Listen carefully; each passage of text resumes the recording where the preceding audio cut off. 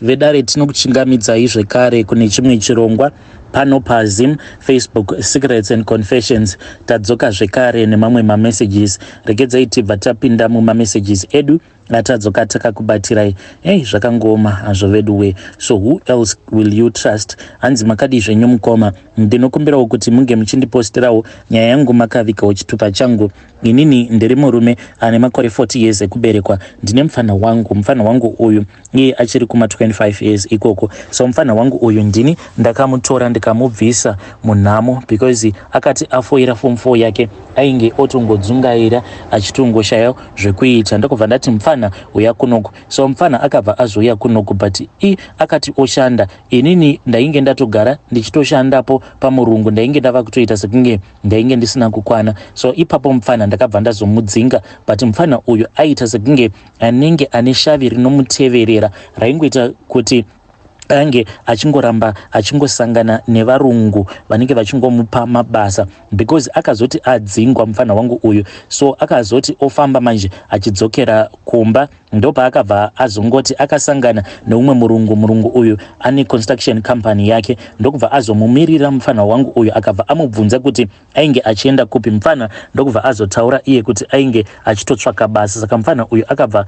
atoudzwa nemurungu uya kuti kana ainge achida basa ange achikwira kumashure kwechipick up. Mufana ndokutondifonera akatoti Blaz, Mwari variko, Mwari vakanaka, ndava kutoshanda ini. At that time kune chimwe chimall icho chainge achivaka murungu uyu, construction company yake ndo yainge ichita project iroro. Mufana wangu ndokubva atotanga kutoshanda paya. Within a very short period of time ndakatonzwa zvichitonzi mufana uyu ndiye atova supervisor wemabirita. Munhu asingagoni kana kuvaka ainge otoitwa supervisor wemabirita. Then mufana akabva azomhanya akabva azodzokera kumusha, ndopa akashandisa hungwaru ipapo ndokubva azotora license. Mufana wangu uyu akadriva kuda kwegore rose achingoshandisa chiblue copy chatinotoziva kuti chiblue copy kana ukatosangana nemapurisa vanotokutorera muno muSouth Africa because achishande pose paainge achingofamba mukunosangana nemapurisa. It's either motikari yaisamiswa kana kungoti mapurisa vaingomuudza kuti unofanira kuti unge uchidzokera kumusha unge uchienda kunotora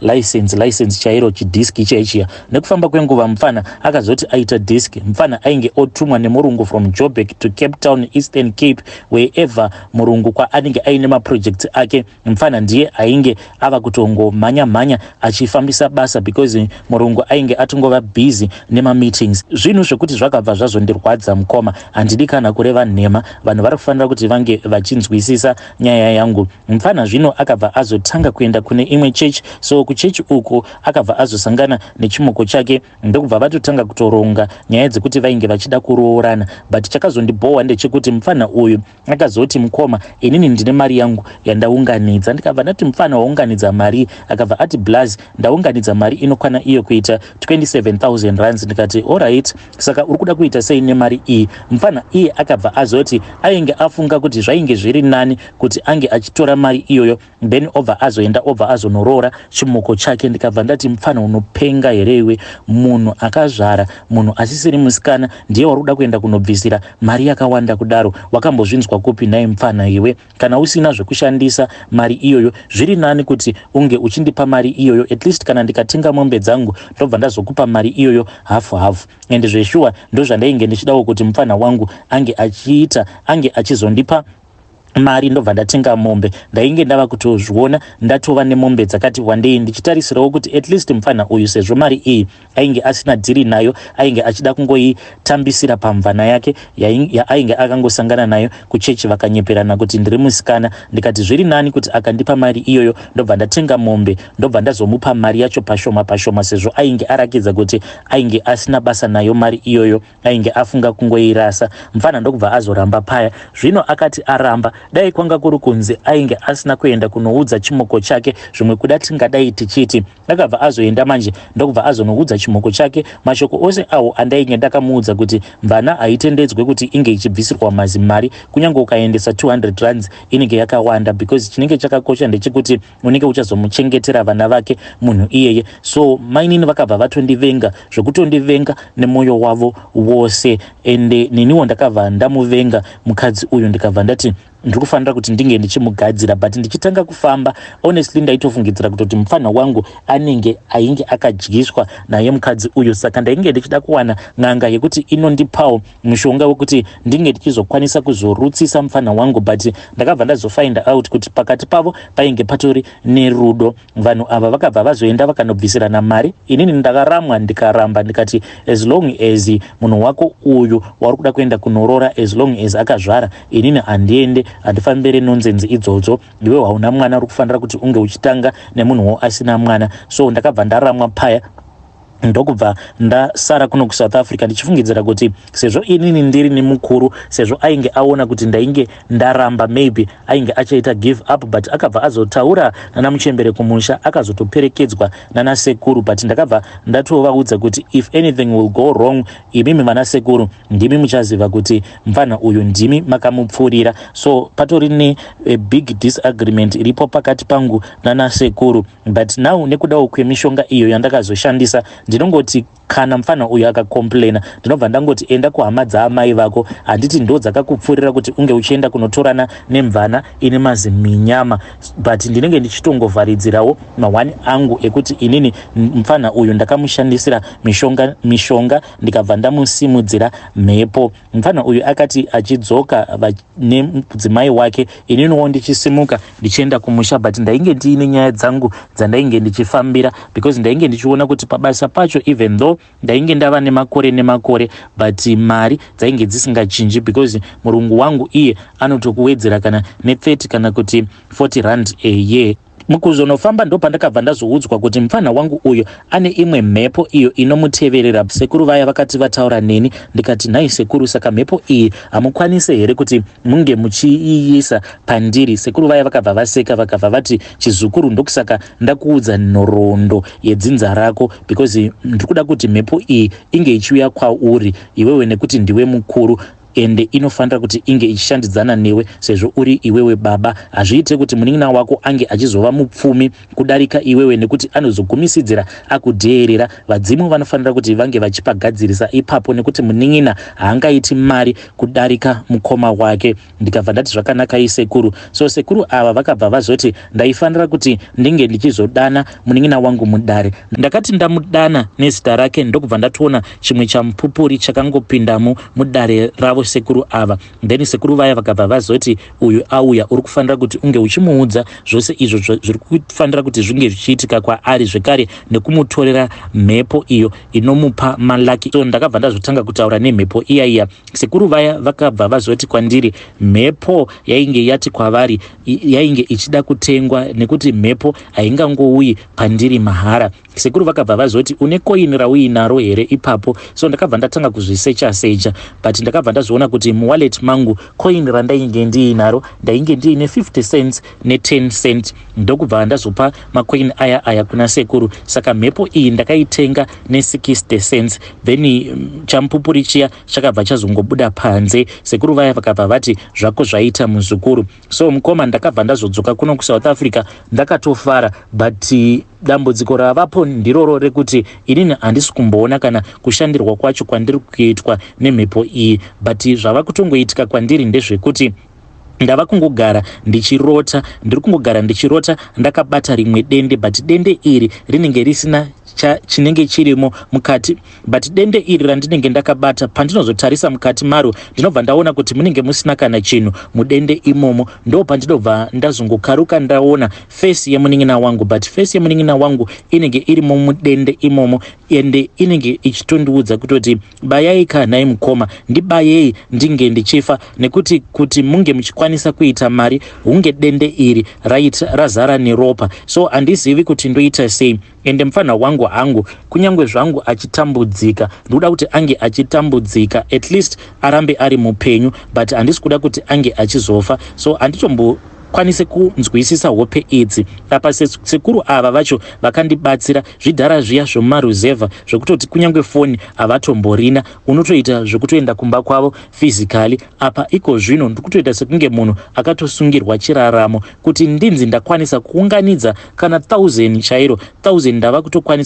ndava kutotadza kuunganidza 1000 rands each and every month. Mazuva angu epay anoti kana ava kuda kunosvika ndinobva ndangokaruka ndasangana neimwe problem kumusha uko mudzimai anotongondifonera obva atoti kuno kumwana arwara, kana kutoti iye anobva atorwara. Mudzimai wangu akabva atongobatwa nemaacids. Zuva rimwe chete paakaenda kuchipatara pakabva patodona $200. Saka mari yacho kuti ndinge ndichiunganidza ndatotadza kuunganidza mari yacho ini mukoma. So handichazivi kuti ndoita sei Vedare. Dai kwanga kuri kunzi mhepo yacho yainge ichindibvumidza kuti ndinge ndichikwanisawo kuunganidza mari, zvimwe kuda ndaikwanisa kuzongomhanya ndobva ndadzokera kumusha ndinotaura navo sekuru ava. Ndonzwa kuti saka hope idzi dzandiri kurota, hope idzi dziri kuda kuti ndinge ndichiita sei, ndotevedzera here zvacho zvandiri kuratidzwa kuhope ndichichekeresa munen'ena wangu. Ndiyowo confession yangu iyi mukoma.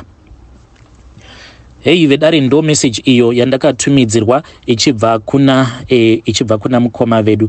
Zvakangoma hazvo vedu we. Regedzai tibva tenda panyedu inotevera. Nyedu inotevera yakamira sekudai so. Hanzi makadi zvenyu mukoma, ndinokumbirawo kuti munge muchindiposterawo nyaya yangu makaviga chitupa changu. Ininiwo ndinoda kureurura kuti ndakapfuhwira murume wangu, but ndakati ndapfuhwira murume wangu zvikabva zvazoenda nepamwe, because mukoma murume wangu uyu akandimitisa apo pandainge ndiri muform 4, but chandainge ndisina kuziva ndechekuti murume wangu wandainge ndava kunogara naye rainge ritori gororo. Mukoma ndakaratidzwa hama dzainge dziri dzefake, chokwadi chakabva chazobuda pachena. Ndakati ndiine pamuviri paya ndopandakazongokaruka one day mumwe mukadzi achitongopinda pamba apo pandainge ndava kurojerwa. Mukadzi uyu ndokubva atanga kuita ruzha neni, ainge achitoda kutondirova, but akabva azongoona kuti munhu uyu ndinokwanisa kumukuvadza sezvo nhumbu yangu yainge yatokura. Mukadzi uya akazoti aenda, ndikamirira murume ndokubva azouya manje. Murume akati auya ndikabva ndamubvunza kuti Naimi, is it true that you are married? Ndokubva atanga kuti mukadzi wangu handimunzwisisi, mukadzi wangu handichamudi. Ndikati but why musina kundiudza, why makandinyepera? Sezvisinei murume zvino akati aona kuti ndainge ndava kuziva kuti aiva neumwe mukadzi, ainge ava kungoti maybe per week aingouya kumba kwangu ka1, then most of the times anenge ari kwaamai guru. Ndakabva ndatoona kutoti panapa ndainge ndava kutotambiswa bhora chairo, bhora risina kana mweya. So pamba apa pandainge ndichigara painge pachigarawo kamwe kagogo aka kakabva kazoti kwandiri, muzukuru ndiri kuona kuti uri kutambudzika, haudi here kuti ndinge ndichikubatsira? So ndakabva ndati hongu ndiri kuda kuti munge muchindibatsira gogo. Iko kakabva kati zvino ndine umwe mushonga uyo wandiri kuda kuti ndinge ndichizokupa. Saka vakanditi mushonga uyo wandiri kuda kuti ndinge ndichizokupa wakasimba, ende unoda kuti unge uchizomeka sure kuti murume wako uyu hauzomuhurire kana kuzomuitira zvinhu zvinenge zvichingomubhowa all the times, nekuti mushonga uyu unokwanisa kuzomukuvadza because unenge wava kuita sekunge chifumuro, unenge uchida kuzvifumura kana murume wako uyu ukatanga kumuhurira. Panguva yacho ndainge ndichitongodawo murume wangu, ndikabva ndati ndipei mushonga kani gogo. Saka gogo ava vakabva vazopinda mumba mavo, vakabva vazondipa kamwe kamucheka aka kainge kari keblack. Vakabva vanditi kamucheka aka ndaifanira kuti ndezoti paya paanenge auya kana ndaita bonde naye, then ndobva ndazopukuta urume hwemurume wangu, ndobva ndazokapeta, ndobva ndazokaisa paside. Then musi wanenge achiti ari kumboenda kunoona amai guru, ndaifanira kuti ndinge ndichizovapa gogo ava. So ndakazoita sekudaro,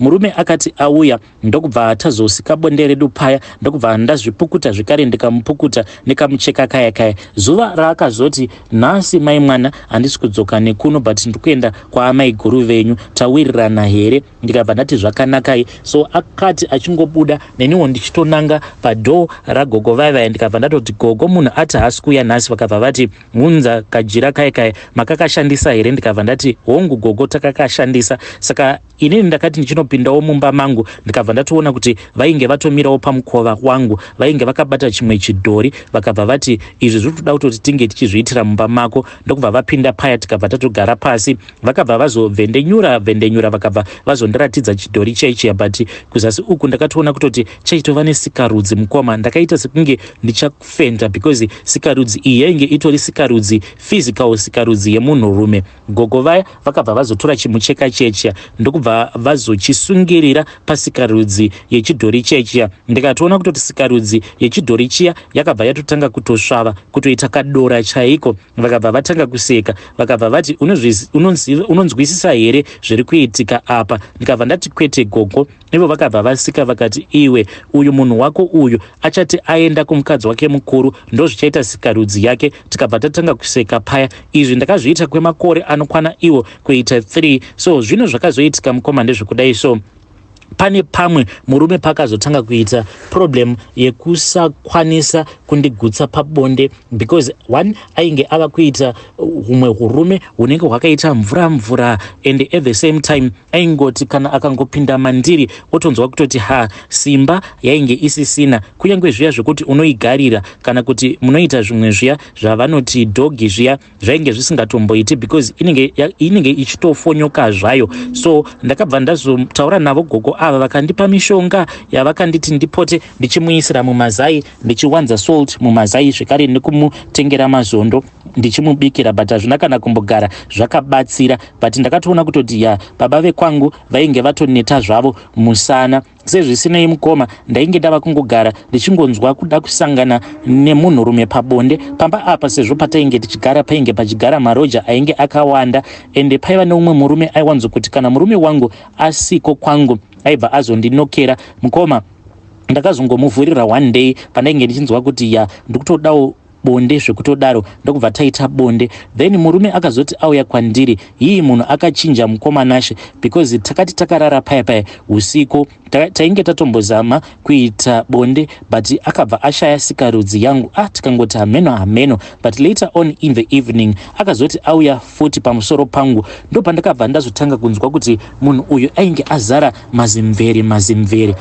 Ndakabva ndazotora foni yangu ndokubva ndabatidza torch. Wanikwe murume ainge atoshanduka kuita gudo. Ndakaridza mhere, angwe zvangu ndakaridza zimhere kudaro, but hakuna kana umwe akandinzwa kunze kwagogo vaya. Vako ava vainge vasina kana chavainge vakambopfeka. Ndakabva ndavavhurira ndokubva vapinda mumba. Ndainge ndichida kubatidza light, vakabva vanditi usabatidza globe, vakabva vati ita zvemakenduru. Apa kenduru ndainge ndisina, vakazonditi alright, chibatidzako torch nefoni yako but usanditocha directly nefoni yako. Mukoma gogo ava kunyange zvangu ndainge ndisina kuvatocha netochi yefoni yangu, but ndakabva ndaona kuti vainge vaine mamwe mazinyora awo ainge akaita kuzara muviri wavo wose. Nyora idzi dzaifamba nemuviri wavo wose dzichita kunge makonye. Apa dzainge dzichiti vai padzinenge dzofamba paya dzichiti vai dzaifamba dzose at the same time.